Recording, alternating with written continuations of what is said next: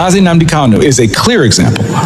In 2022, Nigeria's Court of Appeal struck down the charges against him and ordered his release. The UN Working Group on Arbitrary Detention has also called for his unconditional release. Yet he remains in solitary confinement, in deteriorating health, and recently had to represent himself in court.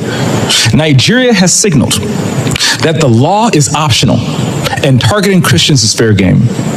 Just hours ago this morning, despite the pleas and cries of the Nigerian people and many Nigerian lawmakers, Nnamdi Kanu was convicted on all charges. For fiscal year 2025, the U.S. has requested nearly $8 billion for sub-Saharan Africa. But when Americans see political prisoners, judicial defiance, and the slaughter of Christians, they understandably ask as they meet their own struggles, why should our tax dollars support governments that refuse to protect their own people? Is our aid aiding a genocide?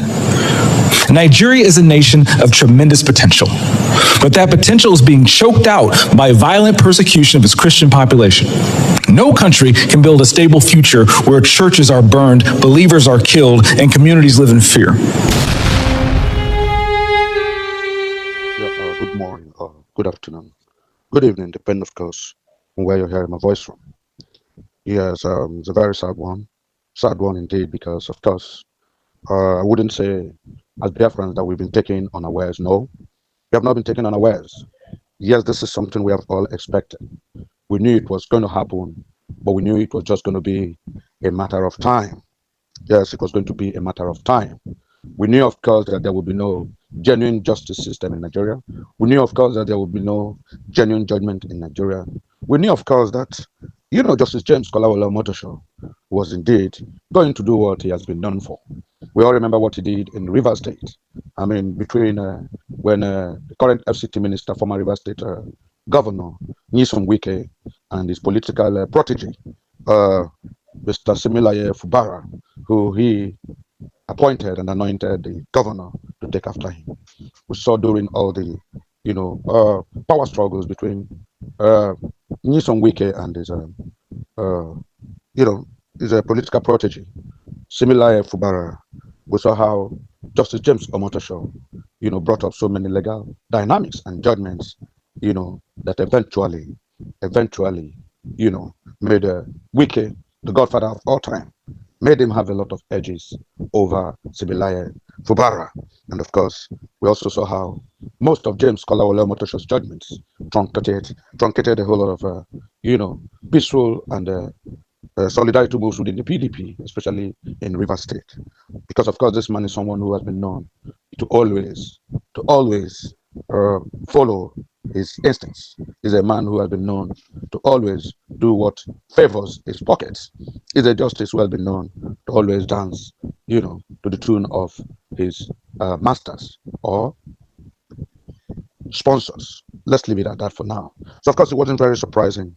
It wasn't surprising at all that Justice James OMOTOSHO finally convicts Nnamdi Kanu on all charges. Justice James OMOTOSHO finally convicts Nnamdi Kanu on all 7 charges of terrorism, of making Southeast ungovernable, of being an international terrorist, of being the hammerhead of the torturing and killing of police and armed forces personnel, of being the mastermind behind Radio Biafra, an illegal radio station. Nnamdi Kanu, according to Justice James OMOTOSHO, was found guilty in all 7 charges and sentenced to life imprisonment. Ladies and gentlemen, freedom lovers, fellow Biafrans, it's a very, yes, I can say unexpected. No, it wasn't an unexpected twist. We knew it was going to happen. Like I said, it was just a matter of time. Unfortunately, Justice James OMOTOSHO has failed woefully to write his name with gold. He has failed, to put up a powerful and, magnanimous record in history. Unfortunately, history will never forgive him. History will never forgive him, because he has shown utter disregard, utter respect for the rule of law. He has condemned a peaceful man, a man who is loved by his people, a man who dared to speak truth to power. Justice James OMOTOSHO has touched the tiger by the tail. And I'll tell you the truth, this so-called judgment finding Nnamdi Kanu guilty on all 7 counts and giving him a life sentence. Ladies and gentlemen, it's not going to end here.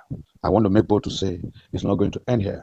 Because, of course, what Justice James Kolawole and the sponsors and the cabal that put him there, what they didn't know was that convicting an innocent man, a man who dared to talk about the plight of his people, a man who dared to tell the world, who told power, listen, I'm from the Igbo stock. I'm a Biafran of Biafran descent. I will not be shy to call a spade a spade. I don't like the way my people have been treated. Since after the Biafran War, the last time between 67, 68, 69, 70, I have seen that even though the then head of state, General Yakubu Gowon, who is still alive today, even though he said no victor, no vanquished, I have seen that my people have been subjected to the highest, lowest level of human oppression. I have seen that my people have been put in conditions that are terribly most undignified for any human being. I've seen that my people have been treated as an unwanted set of human beings, unwanted region in Nigeria. I mean, following the 1940 amalgamation of Nigeria by Lord Lugard, my people, the people of the Southeast, the people of Biafrans have played fundamental roles in the social, political, and economic development of Nigeria. It really baffles me that since the declaration of that, the end of the war in 1970, where General Yakubu Gowon said, no victor, no vanquished, and where he promised 3 R's, reconciliation, reconstruction, and rehabilitation. Of course, we know he didn't mean those words. Those words, yes, they were his mantra: reconstruction, rehabilitation, and of course, reconciliation. They were powerful mantras, but of course, it was just mere semantics. As far as General Gowon was concerned, that was mere semantics. He had no intention to rehabilitate the Southeast. He had no intention to reconstruct the Southeast, and he had no intention to reintegrate the Southeast or to rehabilitate the Southeast. Because, of course, not quite too long after that, what he gifted our people was a miserly, a paltry 20 pounds. I mean, 20 pounds, no matter how much you had at your bank before the wars escalated, 20 pounds, no matter if you were a millionaire or a thousandaire at that time, these people were given 20 pounds. People who had experienced such a severe, almost genocidal war, they were given 20 pounds to take back and join the other regions. The other regions, like the southwest, the north, not central, not east, not whatever connotation of north. They were forced to come and join the other regions. Now, not as an equal partner, but as a miserly, beggarly people, because they were given a paltry, a miserable 20 pounds. Ladies and gentlemen, that has been the story ever. Since then, they have been marginalized. People from the Southeast have been marginalized. They have been treated as inferior people. They have been treated like defeated people. And they've been glaring, openly told to look the other way, that Nigeria does not belong to them. That is why severally they have refused people from the Southeast to assume positions of power, to assume any political positions. They have made sure #1 position in the country never, ever gets to the people in the Southeast. And Nnamdi Kanu came up and said, why are you treating my people this way? You said the war had ended. You said there was no victor, no vanquished. You said, of course, everybody had been forgiven. You said there'll be reconstruction. You said there'll be rehabilitation. You said there'll be reconciliation. Where is the reconstruction? Where is the rehabilitation? And of course, where is the reintegration? If you don't want my people, please let them go. Don't need to pretend.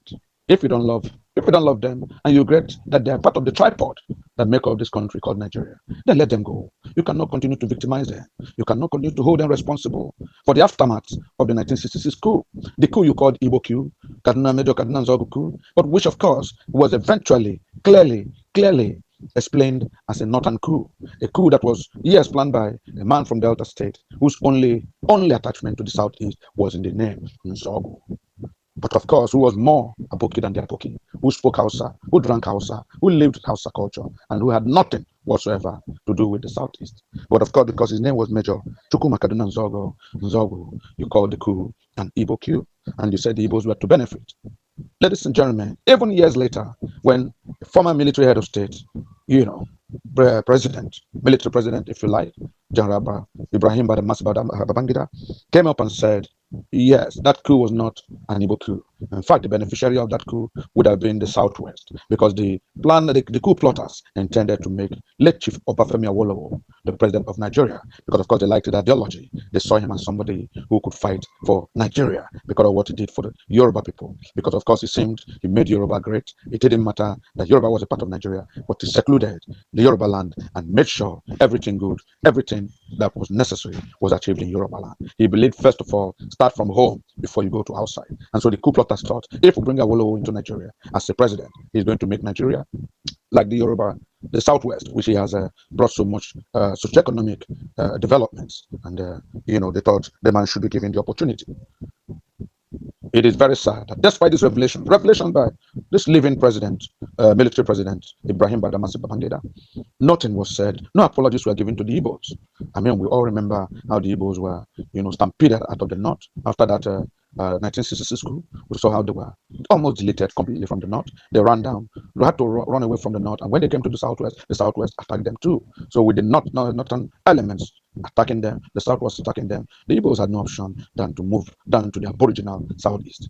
It was there, the aboriginal southeast, that when these attacks continued, persisted. That is, yes, Major Emeka Odumegwu had to declare, the Biafran war. He told them, you can't chase a man. You can't chase a man away from everywhere and chase him down to his aboriginal house. I mean, of course, where do you want him to run to again? He had no place to run to. The only option would, of course, be to defend himself. And of course, that was where part of the reasons, immediate and remote reasons, that the Biafra war was fought. Yes, even though they said, no victor, no vanquished. Ladies and gentlemen, this was what Nnamdi Kanu preached to the world. This was his message. This was the sin he committed. This was the crime. This is what was termed terrorism. And this is what has been adjudged terrorism today by Justice James Kolawole OMOTOSHO. It is because of speaking truth to power, talking about the plight of his fellow Biafrans and fellow Southeast Igbos, that today he has been branded a terrorist and convicted on 7 charges relating to terrorism, relating to all manners of secessionist tendencies, and he has been given a life sentence by Justice James Kolawole OMOTOSHO. Ladies and gentlemen, these are moments that call for sober reflection. Sober reflection. We should use our tongue to count our teeth. It has become obvious, very glaring now, that the Igbo people are endangered species in Nigeria. I mean, it's obvious now that the Igbo people are not wanted in Nigeria. It's obvious now that everybody hates the Igbo people. It's obvious now that it didn't matter who you are. Once you're an Igbo man, judgment, highest level of judgment will be heaped upon your head. But if you're a Hausa, Fulani jihadist, if you're a terrorist, the Boko Haram terrorist, if you are the Sunday Igbohos of the Southwest, Oduduwa, secessionist people, you are given a soft landing. Yes, with Justice James Kolawole's ruling today, convicting Nnamdi Kanu of all 7 charges and slamming him a life sentence. It means, of course, that the message has been sent to the Igbo people. You better conform or be jailed. You better know that there are 2 laws in Nigeria. One for the Hausa Fulani, one for the Fulani jihadist, one for the Boko Haram terrorist, and the second one for the Christian, for the Igbo, for the Biafrans. Yes, and the earlier this thing had become a public knowledge, I think the better for every one of us. Ladies and gentlemen, despite all the plea, despite all the submissions, despite all the appeals for clemency, despite the fact that Justice James OMOTOSHO was very, very clearly told by Nnamdi Kanu about his, court proceedings to challenge, the rightness or wrongness of his so-called trials and mistrials. I mean, how do you bring marksmen as witnesses? How do you rely on judgments given by fake DSS operatives who came wearing masks and who were screened, and they were saying all manners of things, just of course to impress those who brought them in? Nnamdi Kanu said, I challenge this honorable court, to please let me go, set me free. 3 courts of this land have acquitted me. Yes, they have tried and acquitted me and said I have no case to answer. Why is the Federal High Court at Abuja under the judgeship of Justice James Kolawole OMOTOSHO? Why are you seemingly bent on convicting me? You have failed to follow the rule of law. You have failed to follow normal judicial procedures, but you have continued to try and mistry me, subjecting me to further harm, further inhuman treatments at the DSS dungeon. Ladies and gentlemen, about 2 months ago, this same Nnamdi came out and applied to be transferred to the National Hospital Abuja. He complained that his liver was no longer functioning fine. He said his pancreas was no longer secreting properly. And he complained that he doesn't know what is causing lumps all over his armpits and strategic parts of his body. He complained that he doesn't sleep more than 2 hours a day. And of course, he's now finding it difficult to hear. He's now hard of hearing, and his vision has become blood vision. Unfortunately, that application to be transferred from the DSS hospital down to the National Hospital Abuja fell on deaf ears because, of course, the government and Justice James OMOTOSHO were bent to convict him. That has been the script all around. That has been the script all along.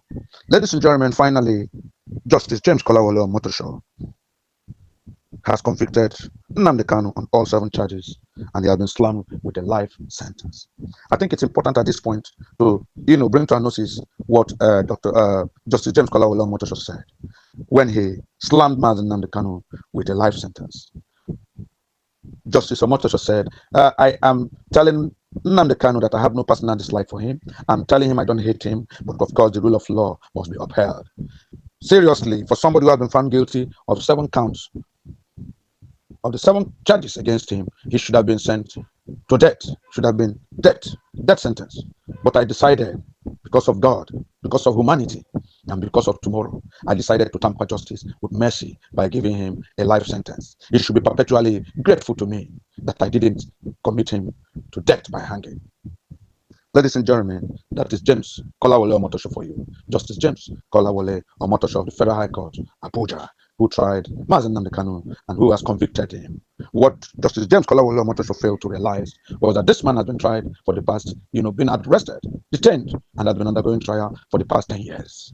I mean, these are circumstances and situations that should have exacerbated, if not made sure that the Nigerian government and Justice James Omotosho should have at least mellowed down and reflected.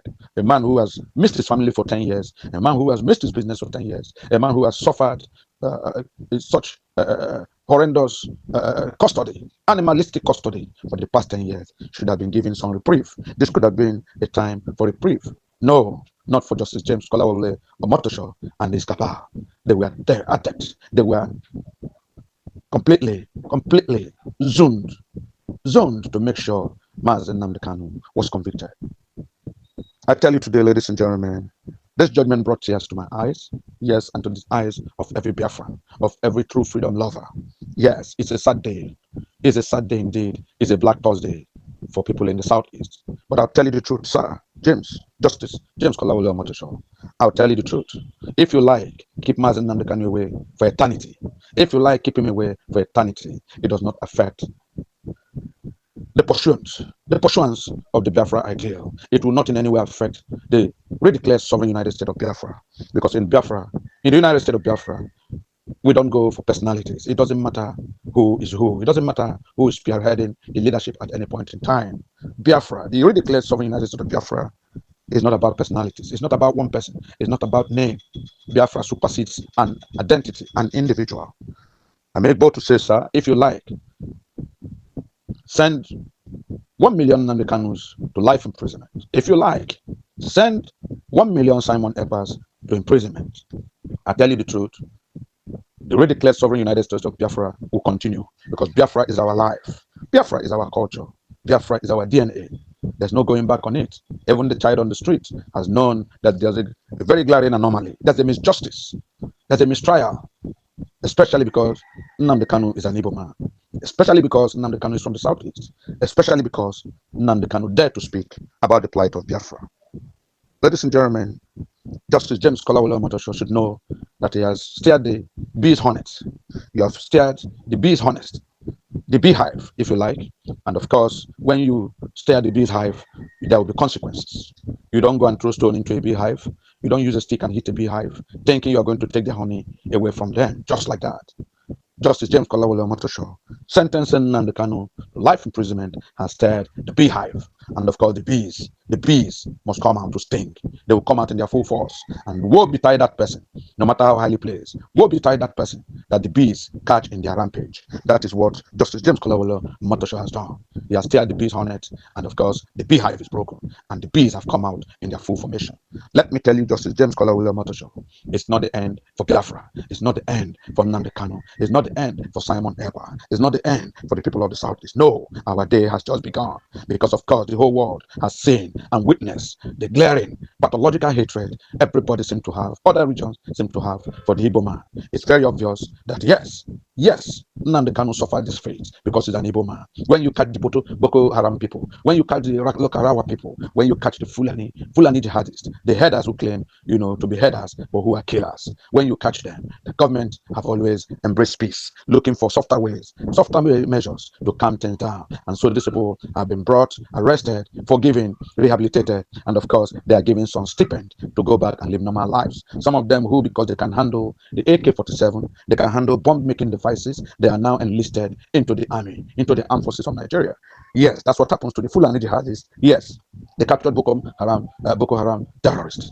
But of course, it has come to an Igbo man now. He has been declared a terrorist, and he has been told, I gave you a life sentence. It could have been death sentence. You should be thanking your stars that I decided to give you a life sentence and not a death sentence. Ladies and gentlemen, I pray and I hope fellow Igbo people, our Igbo leaders, these are our so-called governors, House of Reps and legislators. I pray they will learn. They will learn. Because of course we know when they carry somebody's corpse, when another corpse is being carried, you're close to where you are standing. Most people don't care. To them it looks like a stick. It looks like a stick. It looks like a stick. It looks as if they are carrying wood. But it's somebody's corpse. It's somebody's relation. It's somebody's wife. It's somebody's husband. It's somebody's daughter. It's somebody's uncle. It's a relative to somebody else. But because it's being carried, it doesn't concern you. It's a log of wood. When you carry somebody else's corpse, it looks like a log of wood. That's what has happened to us today. But I assure Nigerians, this is not the end of the matter. The end is yet to come. This is the beginning. Because I tell you, the 45th president, who is now the 47th president of America, Mr. Donald Trump, has watched and listened to Justice James Kolawole OMOTOSHO's judgment. Legislators in America have assessed the verdict given by Justice James Kolawole OMOTOSHO. As I speak to you now, it is a resounding debate in the American House. The same legislators, the same ministers, those who championed for Nigeria to be included in the country of particular concern, those who wanted Nigeria to be designated a place where Christians are genocided and killed because of their religion, they have listened to Justice James Kolawole OMOTOSHO's judgment. How can you give a judgment when the accused is sent out? Justice James Kolawole OMOTOSHO sent out, made sure the DSS took Nnamdi Kanu out. They took him out, sent him out of the court. Said, get out from my court. Take him out from my court. And they took him out before he started giving judgment. That's to tell you that there was a premeditated conviction already. What did Nnamdi Kanu do? Nnamdi Kanu dared to correct the judge that, look, don't give any judgment. You don't give any judgment based on criminality. I was kidnapped from Kenya, abducted from Kenya and brought to Nigeria. That is a criminal activity. You can't get good from evil. Criminality cannot beget good. You can't come to Nigeria and try me. While the way a man I was brought to Nigeria was through abduction. Criminality. Yes, I was kidnapped. So who is a terrorist here? The people who kidnapped him from Kenya are the terrorists, not me. This was what Nnamdi Kanu dared to tell Justice James Kolawole OMOTOSHO. And that is why Justice Kolawole OMOTOSHO sent him out and began to read the judgment. We are happy Donald Trump is interested in Nnamdi Kanu's conviction. We are happy the American legislators are interested in this conviction. We are happy the whole world, the European Parliament, the Canadian Parliament, everybody is watching. And of course, we know that President Bola Ahmed Tinubu is not happy with this judgment, quote and unquote. He may be happy, they may have orchestrated it, but he will not be happy because Nigeria has been struggling to remove its name, to free itself from this designation of country of particular concern. Now, it has shown evidentially, very big proof indeed, that indeed Christians are subject to genocide. Christians are giving very reckless judgments, reckless attacks because they are Christians. Nnamdi Kanu is a Christian. He's from the Southeast. And of course, he has been convicted because he dared to tell the truth. He dared to call a spade a spade. He dared to tell the world that the Biafrans have suffered enough. If you don't want them, let them go. If you don't need them, let them go. Why are you continually pretending? Why are you subjugating them? Why are you marginalizing them? Why are you making them, live like people who are not wanted? Let them drink and drop their cup. Let them live just like every other person want to live. If you don't want them, let my people go. That is the crime. That is the sin. That is why Nnamdi Kanu has been convicted today on all 7 charges and given a life sentence. Ladies and gentlemen, we are going to see a whole lot of things happening from now. It's not the end. In fact, it is the beginning. And I assure you, very soon, very, very soon, we will hear more about this. For now, keep your fingers crossed. Pray for Nnamdi Kanu's health. Wish Simon EKPA well, and of course, support the vigorous activities of our director, Deputy Prime Minister, Dr. Ngozi Arabweze. She's going to address a world press today. Let's see what the directives will be. Let's see what the next line of action will be. So far, so good. A lawyer, Jumako, senior counsel to Nnamdi Kanu has said they are moving for an appeal. But ladies and gentlemen, I assure you, no, it's not going to be just a national appeal. There will be an international appeal, because there is not only going to be a national outcry, it will equally be an international outcry, because the American legislators, the American executives, European Union Parliament, Canadian Parliament, everybody is looking at justice, James OMOTOSHO, and the shenanigan of justice and jurisdiction that he has pronounced. I'll come your way again. God bless you. Bye-bye. Nnamdi Kanu is a clear example. In 2022, Nigeria's Court of Appeal struck down the charges against him and ordered his release. The UN Working Group on Arbitrary Detention has also called for his unconditional release. Yet he remains in solitary confinement, in deteriorating health, and recently had to represent himself in court. Nigeria has signaled that the law is optional and targeting Christians is fair game. Just hours ago this morning, despite the pleas and cries of the Nigerian people and many Nigerian lawmakers, Nnamdi Kanu was convicted on all charges. For fiscal year 2025, the U.S. has requested nearly $8 billion for sub-Saharan Africa. But when Americans see political prisoners, judicial defiance, and the slaughter of Christians, they understandably ask, as they meet their own struggles, why should our tax dollars support governments that refuse to protect their own people? Is our aid aiding a genocide? Nigeria is a nation of tremendous potential, but that potential is being choked out by violent persecution of its Christian population. No country can build a stable future where churches are burned, believers are killed, and communities live in fear. Nnamdi Kanu is a clear example. In 2022, Nigeria's Court of Appeal struck down the charges against him and ordered his release. The UN Working Group on Arbitrary Detention has also called for his unconditional release. Yet he remains in solitary confinement, in deteriorating health, and recently had to represent himself in court. Nigeria has signaled that the law is optional and targeting Christians is fair game. Just hours ago this morning, despite the pleas and cries of the Nigerian people and many Nigerian lawmakers, Nnamdi Kanu was convicted on all charges. For fiscal year 2025, the U.S. has requested nearly $8 billion for sub-Saharan Africa. But when Americans see political prisoners, judicial defiance, and the slaughter of Christians, they understandably ask, as they meet their own struggles, why should our tax dollars support governments that refuse to protect their own people? Is our aid aiding a genocide? Nigeria is a nation of tremendous potential, but that potential is being choked out by violent persecution of its Christian population. No country can build a stable future where churches are burned, believers are killed, and communities live in fear. Nnamdi Kanu is a clear example. In 2022, Nigeria's Court of Appeal struck down the charges against him and ordered his release. The UN Working Group on Arbitrary Detention has also called for his unconditional release. Yet he remains in solitary confinement, in deteriorating health, and recently had to represent himself in court.